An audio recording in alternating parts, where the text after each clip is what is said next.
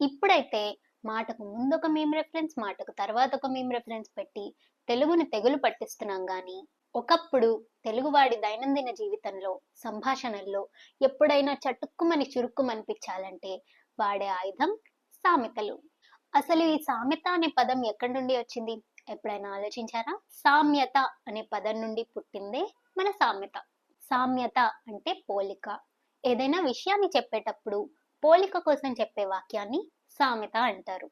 ఎన్నో ఏళ్ల అనుభవాన్ని కుదించి ఒక పదునైన వాక్యంలో చెప్పడమే సామెత అంటే. ఒక పిండితార్థాన్ని కొద్ది మాటల్లోనే చెబుతుంది సామెత అని కవి సమ్రాట్ విశ్వనాథ సత్యనారాయణ గారు సామెత గురించి చెప్పారు. ఆయన పుస్తకాలు చదివితే మనం ఎన్నో సామెతలు నేర్చుకోవచ్చు. సామ్యం, ప్రాచుర్యత, తరతరాల అనుభవాల మూలం, సంప్రదాయం, సంక్షిప్తత, శ్రావ్యత ఇవి సామెతకు ఉండాల్సిన ముఖ్య లక్షణాలు. సామెతల నుండి మనం ఒకప్పటి కుటుంబాల గురించి, సాంఘిక జీవన విధానం గురించి, వృత్తి వ్యాపారాల గురించి, కులాల గురించి, ఒకప్పటి ఆహారపు అలవాట్ల గురించి, కళల గురించి, న్యాయం, చట్టం, విద్య, అప్పటి ఆచారాల వ్యవహారాల గురించి, అంతేకాదు అప్పటి ప్రజల నమ్మకాల గురించి, ఇలా ఎన్నో ఎన్నో మనం కేవలం సామెతల ద్వారానే తెలుసుకోవచ్చు. సామెత లేని మాట ఆమెత లేని ఇల్లు.